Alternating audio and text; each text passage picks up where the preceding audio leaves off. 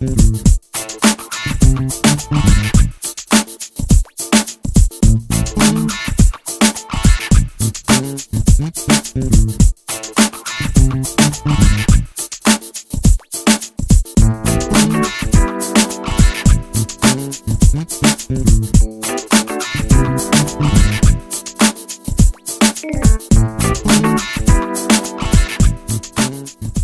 êtes sur le site de la pisciculture Baume, sur le site de la Chapelle-sous-Chaux. Il faut savoir que la pisciculture Baume se compose de plusieurs sites. Donc il y en a un ici et il y en a un sur Anjouté. Donc sur Anjouté, c'est concentré essentiellement sur les truites et ici, c'est essentiellement une pisciculture d'étang. Donc il faudra être observateur si vous voulez voir des poissons, car évidemment les poissons sont dans les plans d'eau. D'accord ? La principale activité de notre société n'est pas une production pure de poissons, c'est du commerce de poissons, c'est-à-dire qu'on achète et on revend du poisson. Sur le point de fuite au fond, vous avez le fort de Giromagny, qui est constitué de plusieurs sources et qui abonde l'eau dans la vallée d'étang, et donc qui permettent de produire du poisson. Donc tout ce qui sort aujourd'hui de notre société est vendu vivant. Les produits qui sont vendus dans la plupart des piscicultures sont contrôlés par l'administration pour la garantie des clients, bien sûr.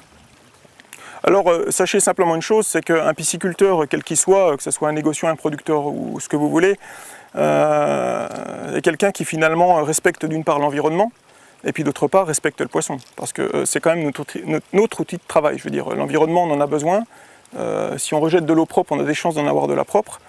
Et puis si on vend du poisson de bonne qualité, on a des chances que les clients soient contents. Hein.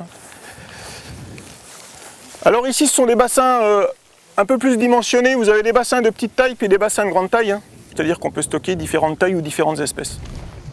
Donc effectivement, c'est la partie production de la pisciculture dans laquelle on produit, donc, je dirais, en polyculture, donc des carpes, des gardons, des tanches, des brochets, des cendres, des black bass. Après, sur des étangs comme celui-ci, on arrive à tourner à une production aléatoire qui va de 7 à 800 kg/hectare, suivant les années. En tous les cas, ça reste une production assez biologique. Pourquoi ? Tout simplement parce que le site est assez prédisposé pour que ça se passe bien. Et pourquoi ça se passe bien ?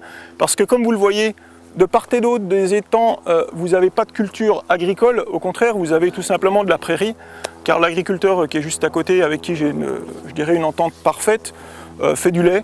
Donc je dirais que tout ce qui est épandage et tout ce qui est ces choses-là est fait en bonne intelligence. Donc il y a vraiment zéro pollution sur ce site-là. Le souci important ici, c'est la prédation des hérons et des cormorans. Donc c'est vrai que la pisciculture en souffre énormément. Donc c'est vrai que sur ces étangs-là, quand on commence à avoir des concentrations de poissons assez importantes, bien malheureusement, on a des prédations de poissons qui sont aussi, tout aussi importantes. Quelle est la profondeur de ces étangs? La profondeur moyenne des étangs n'est pas tellement importante, car en étang de production, la profondeur moyenne est environ, je dirais, on va dire 80 cm. Voilà. Au pied de la vallée, je pense que c'était une zone qui était peut-être prédisposée plus ou moins marécageuse.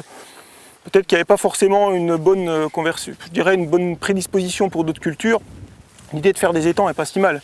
Donc sur cette vallée, il y a l'équivalent entre 25 et 30 hectares d'étangs.